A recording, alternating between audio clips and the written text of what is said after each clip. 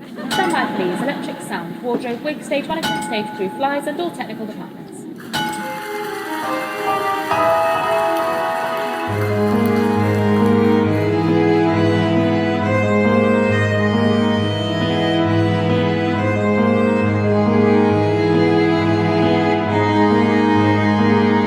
Welcome to Leave the Ghost Light On. Hey, pretty girl. Well, shall we get started? Yeah. All I right. got my girl. Hello, everybody, and welcome to Leave the Ghost Light On. My name is Jill, and this is Danica. We're joined by our very special guest, Kiri the puppy. Hey, baby. How long have She's you had my Kiri for, 5-year-old Danica? baby girl. And she is mommy's girl for real, which is why she needs to be on my lap. Since we were out of town this weekend, she's like, I must be touching you at all times. Mm-hmm. How long have you had her for? Since she was 6 weeks old. Mm-hmm. So here we are. Yeah, we obviously missed last week, which is not something that we're going to make a normal common occurrence, but it was a very special occurrence because we had a lot going on and just didn't have time to record. Yeah. So we also spent three days basically in Salem, which was so much fucking fun. I know. We decided to start spooky season just a little bit early. Although to me, I'm like, as soon as September 1st happens, it's time for spooky season. So, but yeah, we went to Salem and did like all of the touristy stuff, like all of the witchy touristy stuff. But it was kind of perfect because like it wasn't busy yet. Oh my God, yes. There were no people there. It was wonderful. They had clearly started like putting out spooky stuff. Yeah. And you know, with the guy, there was a guy on one of the like standing by a lamppost that we all thought was a statue that he just like or did like some kind of weird growl thing that made everybody but me jump apparently. Because I think I was just like in the middle of talking about something and it didn't faze me at all. Yeah. And I was like, sorry, bro. Yep. No. But yeah, they had like clearly started spooky stuff and there were very clearly some tourists there, but like from the pictures that we've seen of like what Salem is normally like during October, I was like, fuck that. Yeah, so, exactly. Glad we were there when we were. Yeah, it's like there weren't a lot of like the streets were pretty empty. We found parking just fine. I mean, even like taking pictures in front of like, you know, the witch house and stuff like that. And even going to the witch house was like basically empty. Like every time that we went to take a picture in front of something, it was like there was maybe one other person there snapping a photo and like doing a tour of the witch house was, you know, we were like, oh, it's 2:00. You want to do the 2:20 appointment? So whereas like, I feel like for the month of October, you would have to like plan it in advance.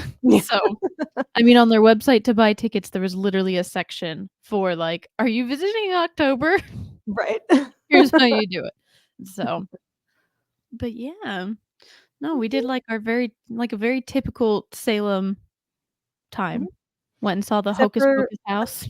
Except for the photo shoot we did was very not typical. Well, yeah, we obviously did a photo shoot because that's what we do. So, but yeah. But for people who haven't gotten around to see it yet, we got completely covered in, it's technically like powder colored cornstarch, but it was an absolute fucking mess. It was such a mess, but it was so much fun. Worth it. Oh my gosh. Oh man. But yeah. Yeah, it was good fun.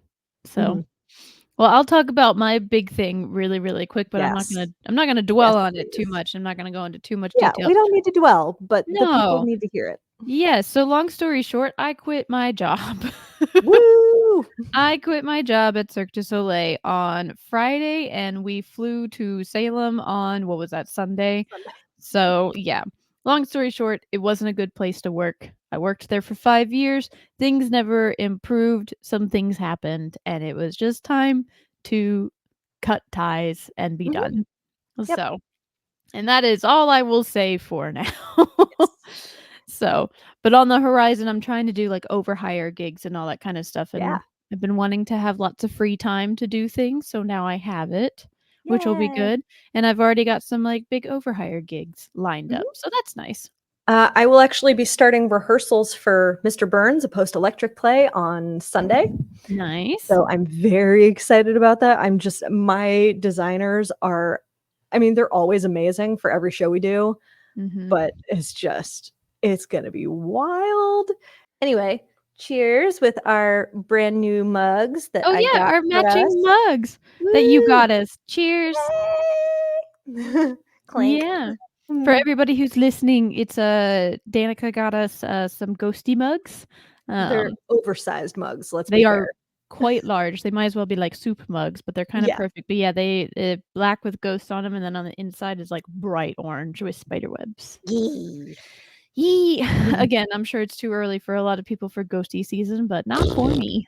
Yeah, exactly. Why not just enjoy it for the next 2 months?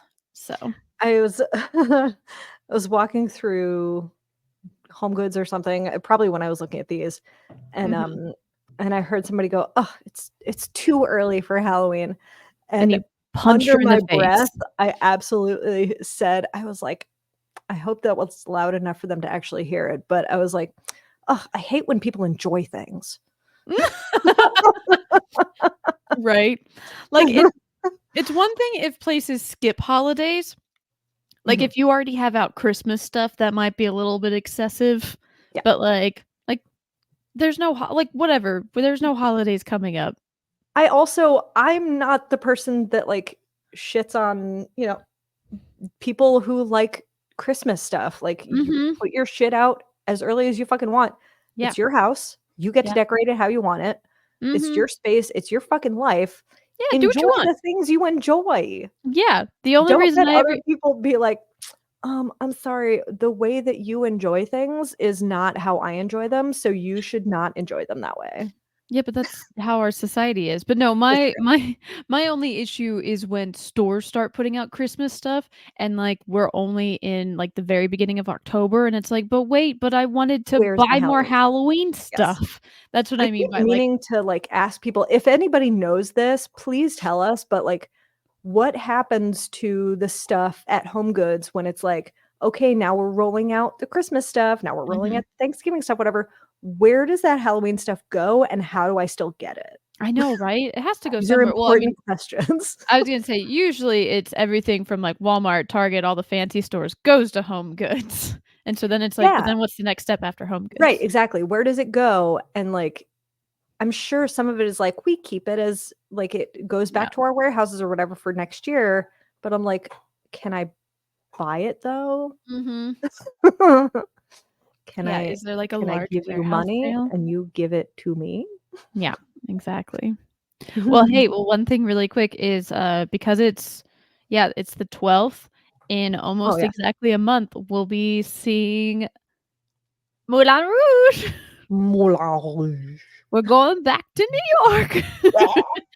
I realized that today. I was like, ooh, I think the 13th is when we're seeing Moulin Rouge. So oh my God. It's coming up. I'm very excited. I'm very excited to go back to New York in general. Yes, indeed. Yeah, we have to figure out what other shows. I was going to say we should probably see Gatsby because of Nate Tyson wrote the lyrics and Kate Kerrigan. And I'm going to reach out to Chris Miller of Miller and Tyson because he did the music for Swept Away. Which doesn't technically open until the end of October. But I was like, I'm willing to bet there are previews. So I'm just see if Chris can help us get some preview tickets. So yeah, that would be great. I mean, and also I still have to send him the picture of me with Johnny Gallagher Jr. when we were like 15, maybe 16, because Johnny was in this folk band called What Now? And that band played at a church conference that I was at. Oh yeah. And I immediately fell in love with the band. I bought the CD on the spot. I listened to it obsessively. I still know a lot of those songs. Nice. I still know the harmonies to those songs. Oh my gosh. Like and this picture is me looking like a complete dweeb, just standing next to this person who I had no idea who the fuck he was at the time, because at the time he was also like he had just started to do musical theater stuff, and like he had done a little bit before, but this was like, it feels like it was like minutes before Spring Awakening. And yeah, because he was Moritz. Oh, okay. And he won the supporting actor Tony. Oh, nice. Yeah. And I was like, I watched the Tonys that year going, that guy looks familiar. Holy shit. And so I still have those photos. And so let me see if I can find, I'm sure it's on my external hard drive, because there's no way I would have gotten rid of those photos. But Chris was asking me for it last time I saw him. And I was like, I feel like we'd both be embarrassed about this picture. And he was like, that's even better. You need to send it to me so I can post it. Oh yeah, I want to see it. I don't think I have any embarrassing photos of me with celebrities I didn't know. So what a good thing to have. Oh my gosh. It's pretty weird to be able to say that, but right. Yeah. Oh man. We're both like little pimply kids. Oh my. Well, shall we get into it? Oh my god, let's. Okay, I think you have the tragedy. I sure do. Okay. So this week so let me actually preface this by saying originally this week I was going to do the unnamed theater of in China that was burned down in like 30 something. But as I was looking into it, I was like, there's really not that much information about it. So I was poking around a little more. So the story I'm going to be telling today is about the Karamay Theatre in the Xinjiang province of China. So the Friendship Theatre, as it is called, was originally built in 1958 with a capacity of 796 people, but a renovation that actually ended in 1991 allowed for a capacity of 810. So it's, not a huge increase of seats, but 810 is a pretty good size. Yeah. So on December 8th, 1994, the Friendship Theatre hosted a variety show. So think almost like vaudeville, which actually is still really popular in China. Included things such as conjuring, acrobatics, juggling, balancing, like you see in like Chinese circus, wrestling, musical performances, martial arts, fire breathing, like the list goes on. Nice. It just sounds so cool. Yeah, legit vaudeville. Yeah, right. Yeah, exactly. So this particular performance had invited, this takes a turn real quick. This particular performance had invited 500 school children aged between 7 and 14 years old, as these students were considered the, quote, best and brightest, as they were the children of engineers and physicists who were working with the state's oil companies that were in the same province in Xinjiang. Okay. So the following is directly quoted from Michael Sheridan of The Times. After the children were seated, a delegation of the city's most senior officials entered to ritual applause and took their seats, and the show began. So it was a pretty standard practice that you've got senior officials watching these types of shows, especially because it was the children of these big oil companies, and it was a big to-do of like having the best and brightest young school children to see this performance all together. Right. Then, from the accounts of survivors, it appears that lamps near the stage either short-circuited or fell. Not really clear about what exactly happened. The scenery caught fire, then exploded in a conflagration, which I do love that word, even though it's really a terrible word, but in a conflagration that engulfed the auditorium within a minute or two. Oh yeah. What's really problematic. The first few seconds became the most controversial of the disaster, as is usually the case. Survivors insist that a woman official immediately stood up and shouted, "Everyone keep quiet, don't move, let the leaders go first." Oh, fuck those kids. Oh, yeah. He has since been identified in some online articles as Quang Li, who was a vice director of the State Petroleum Company, of the State Petroleum Company's local education center, Although there's no official confirmation of this, but why would there be? Because Chinese officials, why would they confirm this? The teachers obeyed, telling their charges to remain seated. Oof. Children who survived recalled that everyone was paralyzed by fear and confusion as flames and poisonous fumes filled the air. Not poisonous. Well, yeah. I mean, carbon monoxide and, toxic fumes of whatever was on fire. Yeah. By the time the dignitaries had filed out, it was too late. Okay. Teachers hurried the pupils out of their seats to other exits, only to find that, wouldn't you know it, the emergency exits were locked. Of course they were. Why are they always locked? That is an incredibly good question. Oh my gosh.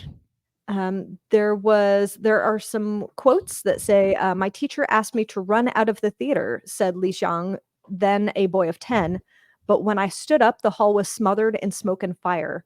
The power then cut out. People could see nothing. The place was full of crying and shouting. I was lucky as at last I crawled out of the hall. Oof. In their haste to save themselves, a Chinese court later heard none of the officials had bothered to order the fire exits to be unlocked. Why would they not be in the first fucking place? I know, right? Aren't they not supposed to be lockable? Like, come on. Like, that's the fucking point, is that they're always accessible. Yeah. I thought that was the point of them. Yeah, you would think. But then again, that seems to always be a problem. Remember Lafayette? He was like, we're going to close these because I don't want anybody sneaking in and seeing my tricks. That's right. And same thing with the Iroquois. And say, why? Yep. Why? Yeah. Anyway. And then, after the fire was put out, the city's emergency services retrieved the bodies of 288 children and 36 adults for a total of 325 people. Oh my gosh. Most of the adults were the teachers who perished alongside their pupils. Oh. Because again, they were told to sit there. Gotta get the politicians out first. Yeah. Politicians are the future, not the children. Oh, I've got some more about this. Okay. Oh, geez. On the Wikipedia page about this, they actually provide, this is wild, a bird's eye view diagram of the doors that were locked versus the ones that were open. And there are X's in spots of like where the majority of the bodies were discovered. Yeah. Of like, if you look at the diagram, it's like basically the house right lobby door was accessible. Yeah. And then it's just like piles of X's scattered throughout the house. It's fucking horrible. Jeez. Let's go back to that "let the leaders leave first" quote. Yes, please. In 1995, the China Youth Daily was the first to have reported that somebody had asked the students, "Let the leaders leave first."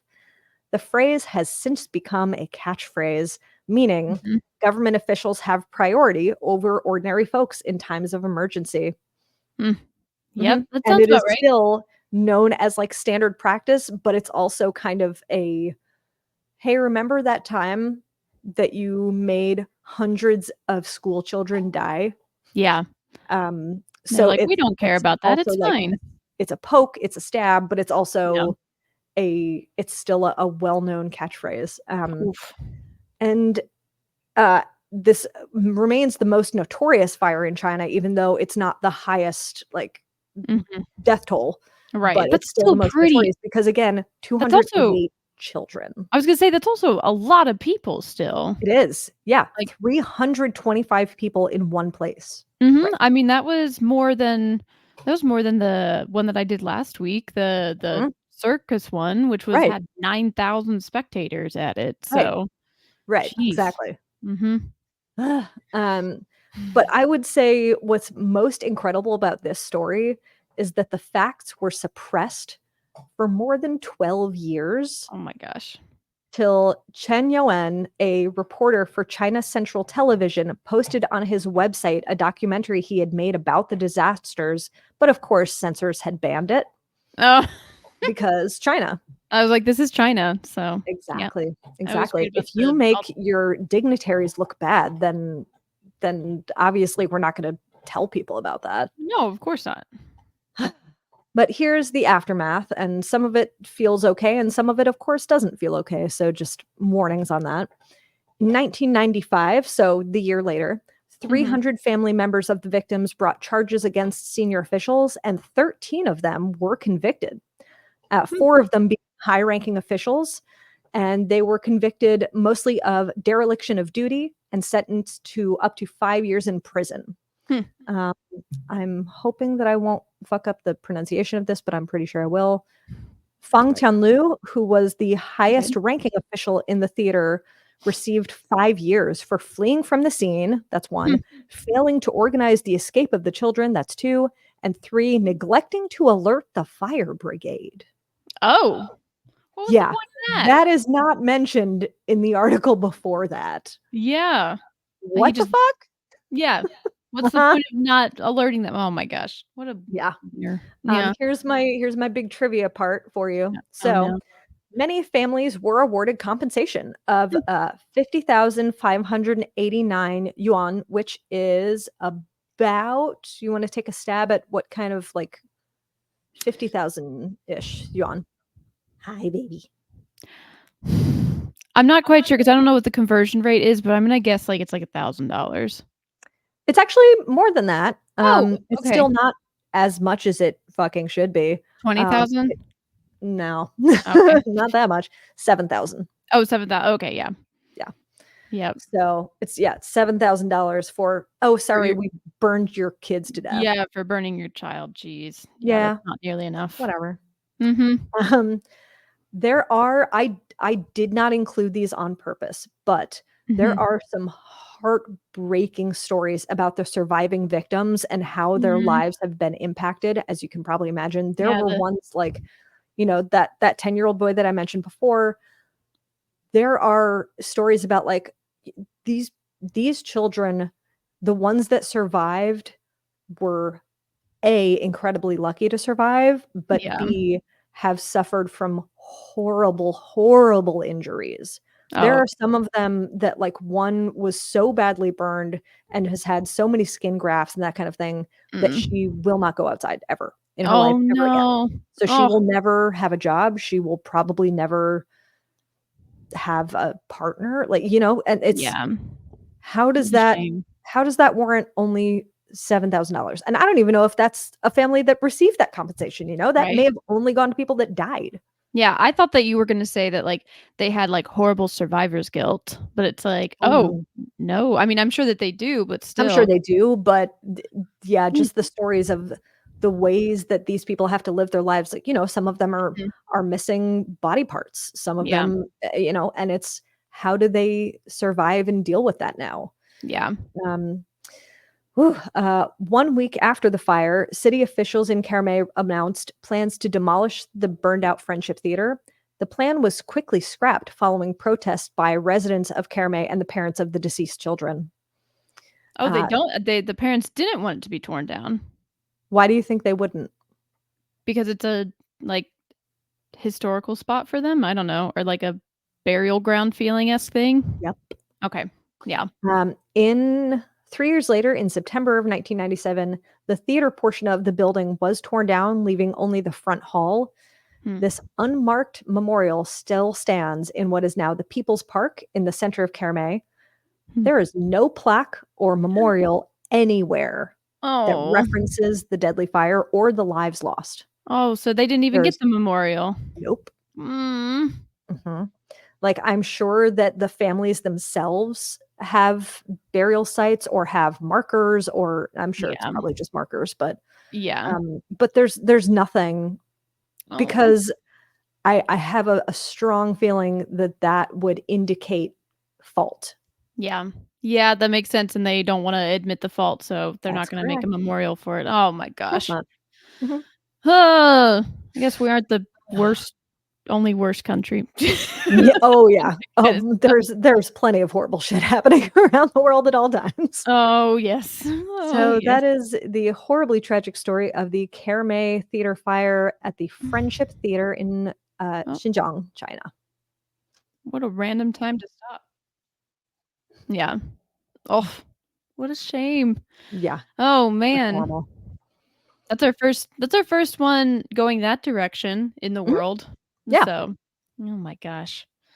What a doozy. What a great way to kick it off. Woo! Yeah. Oh man. Well, very good story, very sad. I don't know why, but that one made me like extra sad compared to the ones that, I mean, I guess anytime that you like have children. So many dead children. Like Yeah, that's just unbelievable. Yeah. Can't really laugh at that at all or make jokes. So, yeah. And tragedy can be pretty tragic sometimes. It's amazing. But either way, still very, very good story. So, I have a feeling that every tragedy we're gonna do, we should at some point figure out the percentage of it. It's always gonna be fires. I know, there's just so many. I've done some research because I was trying to make our continue our list and everything since we mostly have ghost stories naturally. And I was like, I've had enough about fires. Let's see what we got for theater collapses and Googled that and found a whole bunch. There's plenty of them that have just fucking straight up collapsed. Just collapsed. Yep. Oh yeah. Good times. Yeah, we'll get into that at some point. But yeah, well, very good story. Very good job. Thanks. I can't believe how recent that was too. Yeah, 94. Yeah. And of course, 12 years later is when we can finally talk about it. I know. Yeah, that's bonkers. Gross. Nice. Well, your turn. I know. Are we ready for spooky ooky time? Yeah. Spooky ooky time. Spooky ooky time. Well, so I changed my story multiple times because I could not decide what I wanted to do. And so usually me and Danica keep it hidden what we're going to do, but I'll sometimes let you know or you'll let me know. I changed it this morning. Oh, shit. Okay. So, because I was doing research on this one place, and for some reason I just wasn't feeling it. I know a lot of I know a lot about it, but I just could not sit down and write the research down for it. So I decided, because we went to Salem this weekend and went to Boston, that rather than waiting, I'm going to do the theater in Boston. Yay! Okay, cool. Yeah. So, yeah, because me and Danica flew into Boston to get to Salem, which is only 30, 40 minutes away from Boston. So we drove downtown and drove past this theater because I knew I was going to do it at some point. So today for Spooky Ooky Time, we are going to the Emerson Cutler Majestic Theatre. Woohoo! So, as I mentioned, we did take pictures. I will send those so we can post those. But yeah. Yay. Yes, yeah, we drove past it and everything, and I slowed down and got honked at. So Boston, I hate your driving, just so you know. Oh my God. It was awful. That was the worst I've ever had. People are just nuts and mean, and your streets don't make any sense. They truly don't. Nope. Yeah, what? I know. Design that fucking place. Anyway. Idiots. Anyway, okay, so the Emerson Cutler Majestic Theater, as we just said, is in Boston, Massachusetts, and you can find it in the Boston Theater District on Tremont Street. So this theater was built in 1903, and it is one of the city's oldest, most historical theaters in Boston. Now, when I read this, I was like, 1903? Boston is an old-ass city. How is that the oldest theater? There's no way that's right. Danica, really quick, do you know how old Boston is? I'm gonna guess it was we're talking about when it was founded, kind of? Yeah. If you Google when was Boston, when did Boston... Oh God. 1650s maybe? Close. 1630. Yeah. I was pretty damn close. Yeah, so 1630. So Boston is, what is that, 6 years away from being 400 years old. Oh, shit. Yeah. So again, that made me question year it is. Ew. Yeah, I know, right? But yeah, 400 years ago was when Boston was founded. So again, I was like, how is a theater that's 120 years old, how is it the oldest one? So I've got a little bit of little things. So for the first 150 years that Boston was around, Puritans banned theatrical productions in the American colonies. They fucking did. And this was an official act in 1642. Those fuckers. I know. Fun fact. What did we learn about that the Puritans also did? Fuck around and find out. No, the witch trials. Well, we just did for a whole weekend. I've only worked on the Crucible twice. I know, right? Yeah, I mean, the Puritans weren't like 100%, but like they were like 99.7% the reason the witch trials happened. So, gosh darn Puritans calling people witches and saying no to theater. So yeah, so theatrical productions, like I said, were banned from 1642 until 1792. Jesus. So I was going to say, so the Emerson actually is one of the oldest theaters because all of the other theaters that came about after that time are essentially gone at this point. The very first theater in Boston was the Federal Street Theater, which was open from 1793 to 1852. I know about that. Oh, I don't know.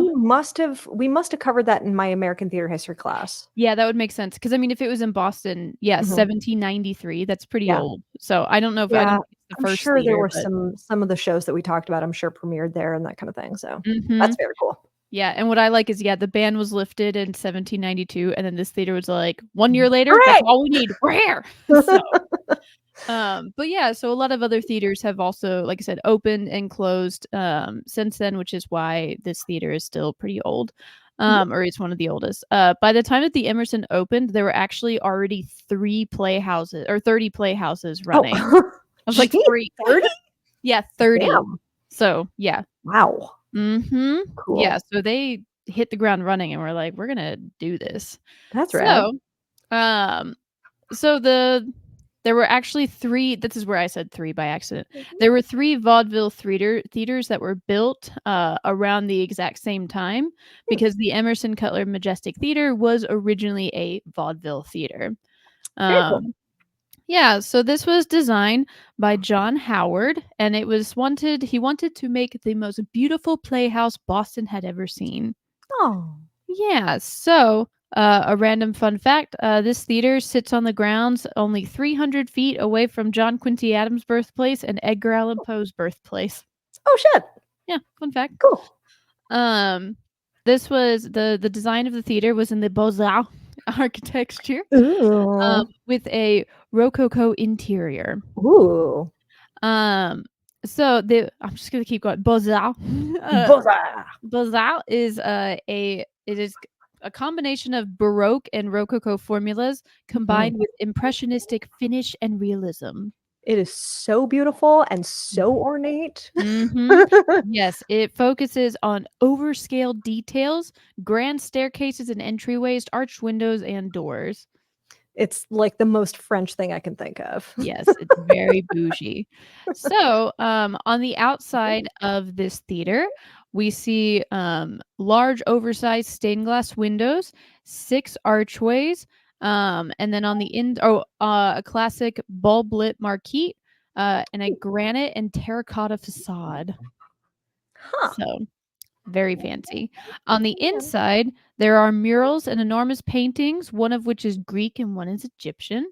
The interior is also richly decorated with ornate plasterwork, marble, gilded details reflecting the opulence of early 20th century theater design. That sounds exactly right. Yeah. It's fancy. This theater was also very exciting for its time because it had some of the finest acoustics in the United States. Ooh, I do love that. When the theater was completed, it had about 1,200 seats. Ooh. And then a really, really quick fun fact, because this theater is old, it has obviously been refurbished quite a few times. So a quick fun fact, rows C and D in the balcony right now are the original seats from the orchestra level and are fitted with hooks for canes and a shelf for your top hat. Oh, that's cool. I know, right? I thought that was really cute. Oh my God. I would buy seats there and wear things that just so I could make sure that I had a reason to buy those seats. I would 100% use a top hat and cane. Right? I thought that was so cute. This was also the first theater in Boston with electric lights instead of gas. Ooh. So less burn downable. I know, right? So it was very bougie for the time, as we seem to find many times. The first performance at this theater was a musical called The Storks, which ran for 5 months. Nice. Mm-hmm. So, in the 1920s, the theater hosted mostly vaudeville performances, so that's kind of fun. Most of our theaters were vaudeville. Vaudeville in Boston was a mixture of comedy, music, dance, and drama. This was the height of vaudeville's popularity in America, and the theater was considered one of the most luxurious vaudeville houses in the country. Oh, fancy. Danica, can you guess what happened after that? It burned down. No, it's the 1920s, so we got the Great Depression. Oh, I guess so. Like always. And then it turned into a porn house. Yep, it's gonna turn, well, not a porn house, but it's gonna turn into a movie theater. I bet there was porn. There may have been porn, who knows? But yeah, so like a lot of theaters in the United States around the end of the 20s, beginning of the 30s, a lot of them turned into movie theaters. This one named it a movie palace. So I don't know if that makes a difference, but it was a movie palace. And it was fairly successful, although it did kind of, its grandeur started to decline because it's just a movie theater.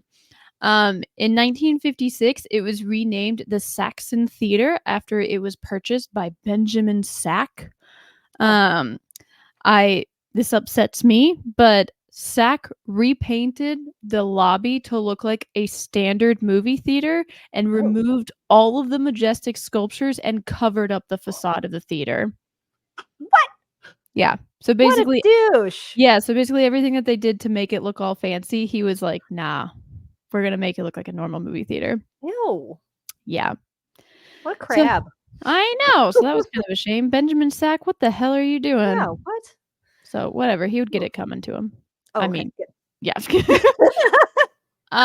This is a fun fact, less than fun fact. On January 15th in 1961, American Nazi Party founder George Lincoln Rockwell and a fellow Nazi Party member attempted to picket the local premiere of the film Exodus at the Saxon. Yeah, less than cool. Yeah. I was like, oh, that was okay. It's a fact. It's not a fun fact. Yeah. So after Boston's mayor, John Collins, declined to deny that Rockwell had the right to picket, members of the local Jewish Defense League chapter organized a counter demonstration of 2,000 Jewish protesters. Fuck yes. Yes. So Be basically, a bag of dicks. Exactly. This part was a little weird. I don't really know exactly what this meant, but essentially, like the protest was fairly peaceful to the point that at some point the police basically converged on the theater and forced Rockwell and his counterpart into a police cruiser where they directly drove him to the airport and boarded him a flight to Washington, D.C. Can you please go ahead and fuck off? Yeah, it's like, I don't know what he did once he got off the plane at Washington, D.C., but they were basically like, get out. Good.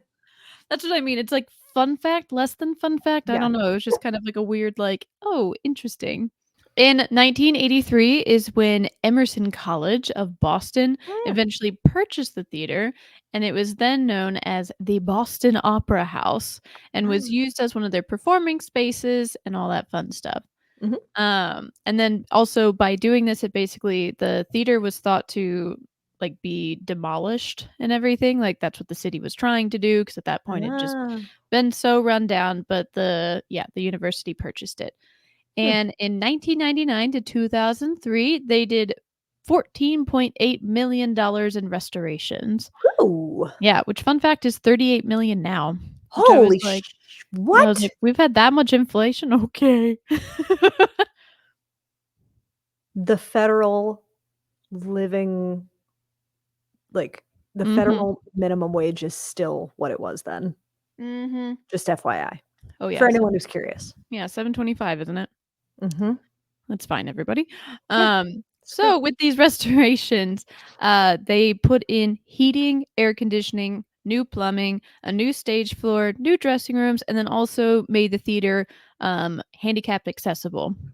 Damn right. Yeah, because it wasn't before. They also took the time to restore all of the original architecture and get it back. It's like big grandeur. So now it's a lot more similar to the way it would have looked back in the day. And then since reopening, the Emerson Cutler Majestic Theater has become an important venue in Boston's performing arts community. It hosts a wide range of performances, including theater, dance, opera, musical performances that are both through the college and also outside companies. Nice. So, yeah. Cool. Oh, and it's also a historic landmark in Boston now. Oh, good. So, yeah, cool. And it's on the National Registry of Historic Places. Nice. So, it cannot be burned down. Not burned down. It cannot be torn down. I mean, I hope the former as well, but I know, right? You would think, but who knows? Oh gosh. But so that is the history of this cool little theater. Are we ready for spooky I'm ookie so time? ready. I'm actually surprised. This place has like a lot going on. Like I thought when I Googled it, I thought it was gonna be like maybe one or two. We've got like a whole slew of things. Yes.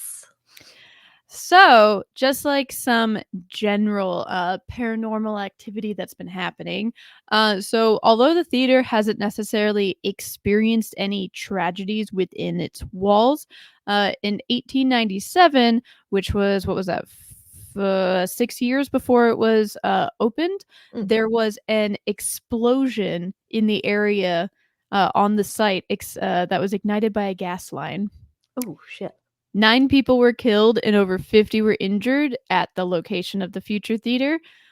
One of the victims was a 70-year-old Matilda Bates, and she was burned to death inside of her private carriage. Ooh, fuck. Yeah. Also, another death was Benjamin Sargent, who was the driver of a horse car that was blown up. And he had been working with I don't know why, but he's been working with that horse car company for 37 years. Damn it. So, what a way to go. Yeah, so nothing necessarily happened at the theater, but on the site of the theater. Yeah. So, for the inside of the theater, the balcony is actually no longer used due to it being a fire hazard. Oh. So, although the seats are still there, they are not used, but they also do not collect dust. This makes it appear, this also makes it appear as though someone or something is sitting in them regularly. Wait, how do they not gather dust though? That seems impossible. Because ghosties sit on them. Yikes. Yeah, so most of the paranormal activity in the building is up in the balcony, and the thought is because it's basically undisturbed at this point. Damn. So, a lot of the reports are when employees will notice that one of the empty seats up in the balcony will be left down instead of up. However, usually with these seats, people will be like, oh, maybe it's just because somebody cleaned it, but these seats have to be weighted to stay down. Oh, shit. The seat phenomenon has repeated itself many, many times. One of the stagehands actually noticed one of the empty seats in the second balcony move up and down a couple of times. And when he went to investigate the empty seat, he found that it was a tiny bit dusty, except for in the shape of a booty? A butt. It looked as though somebody had been sitting there. Oh, cool. It's become such a big point now that employees and staff who will, whenever they go up there, if they see a seat is down, as they scoot past it, they will say, "Excuse me," as they cross in front of the seat. That's just polite. Yeah, exactly. That's just polite. So that's kind of like just a fun general one. But we do have some actual individual ghosts and apparitions. So the first one is the ghost of a little girl. So this is one of the most commonly reported apparitions at the theater, and it is believed that she is a little girl around 8 or 9 years old, and she is often seen wearing a blue dress from the 1900s, and she can be heard wailing and crying throughout the theater. Ah. Yeah, terrifying. The little girl is frequently spotted in the balcony area of the theater, specifically on the upper level seats. Theater staff and patrons have reported seeing her wandering around or sitting quietly, seemingly watching the performances. That's nice. At least she's interested. Yeah, exactly. She's like, "What's going on here?" Some of the interactions, she's been known to play tricks on visitors and staff. Some have reported feeling a small hand tugging on their clothing or hearing the sound of a child giggling when no children are around. Oh, come on. That one that would get me. That would weird me out. It's like, I mean, that's every single horror movie, just a kid like, ha, ha, ha, ha, ha, like down a hallway. We hate it. So another one is just a spirit that they call the troubled actor. It's supposedly that this is a troubled spirit of a young male actor who reportedly committed suicide in the theater during its early years, although there are no actual accounts of it. The ghost can most often be seen in the dressing room or in backstage areas. People have reported sudden temperature drops or objects moving unexplainably, such as things being knocked off of dressing tables and whatnot. Ghost cat. Ghost cat. Ghost cat. Actors and actresses have also heard his voice calling them down and out of their dressing rooms when no one is around. What? And people often feel the sensation of being watched or followed. Oh, I don't like that one. I don't like that. He is most present during rehearsals and when they're building the sets. Oh. So I thought that was cute. He's interested in the backstage stagehand. Yeah. Yeah, maybe he's a stagehand, not a disgruntled actor. So yeah, I'm not sure why he's a disgruntled actor or whatever. It was a troubled actor, but to me, he sounds like a stagehand. Yeah, yeah. Another just one hovering around, knocking shit over, and like, oops. Maybe it's just a really shitty stagehand. Earthquake, tack this down, bitch. Like, sounds like he was just a really klutzy stagehand. I know, right? So the third apparition is the spirit of a dapper gentleman. Oh. So this dapper gentleman was thought to potentially be the mayor of Boston, not the same one from the Nazis or anything, but a mayor of Boston who supposedly died during a performance or soon after a performance. He is most often seen either on stage or in the auditorium dressed in a dark suit and a top hat. I was gonna say, is he one of the people that just hangs out in those particular seats that like have the rest? Oh, with the top hat holder? Right? He's like, this is for me. Right? People describe him as having a calm and dignified presence.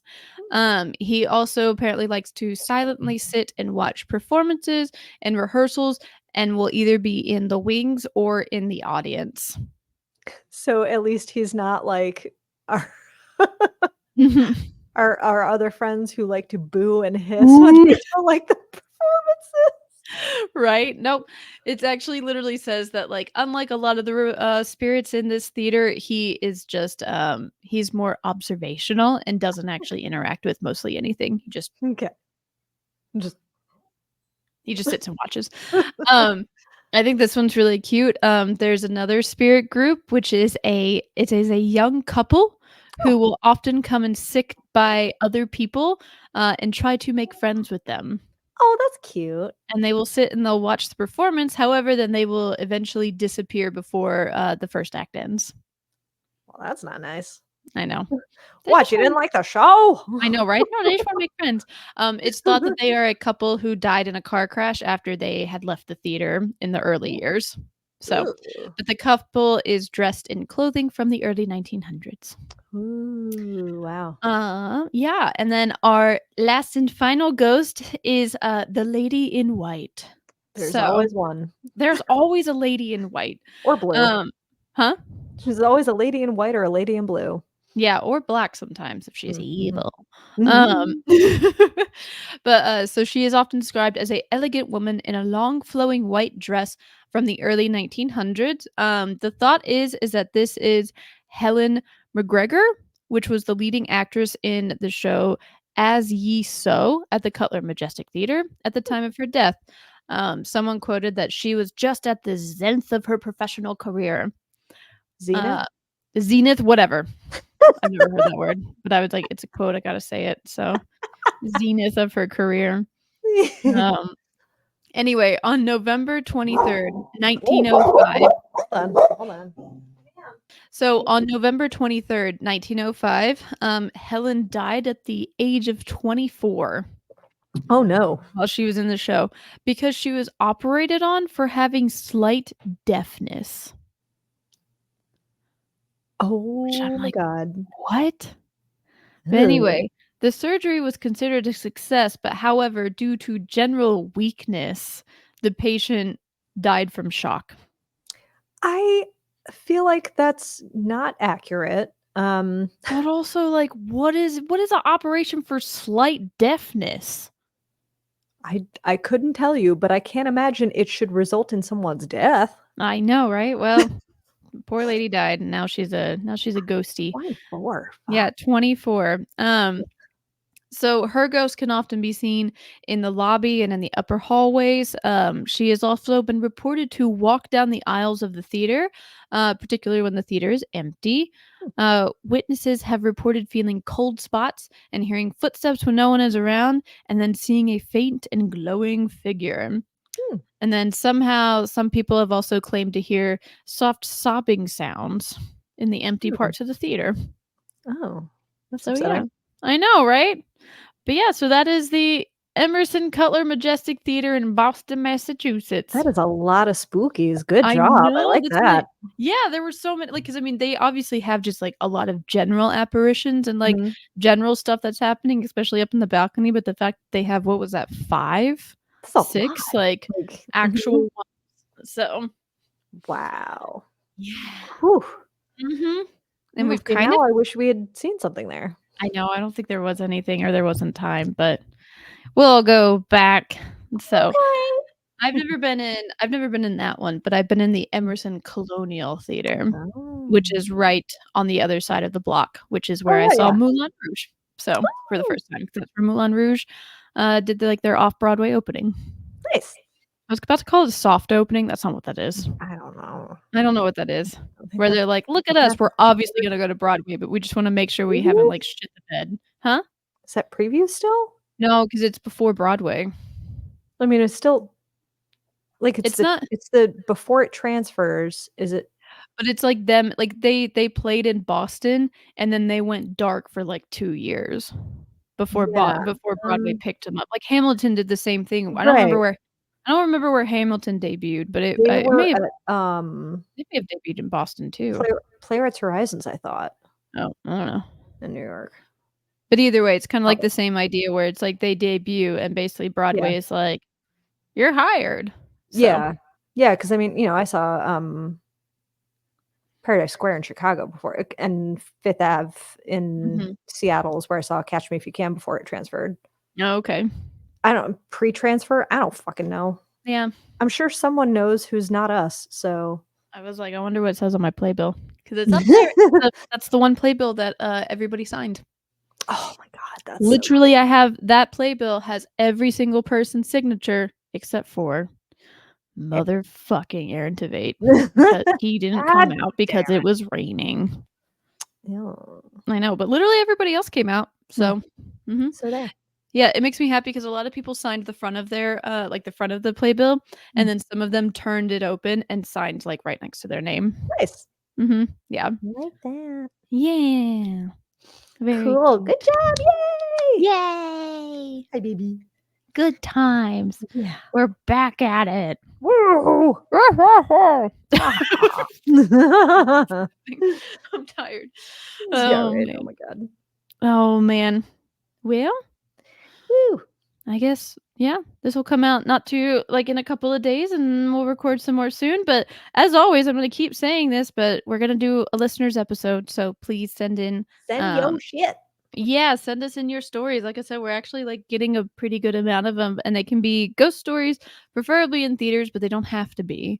And then also, if you have any theater tragedies, feel free to call us in. Yeah, someone told me a story about even just like when one of their coworkers fell off a ladder, and I was like, that's fine. And like, I mean, I guess I could tell the story about Nick on the set of Spring Awakening. That's kind of funny. Exactly. Save it for the listener story. Yep. I'll have him call in and tell us about it.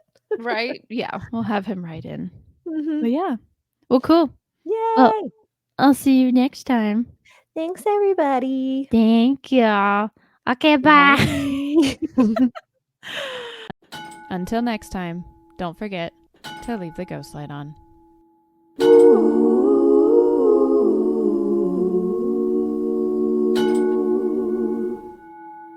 Thank you for joining us.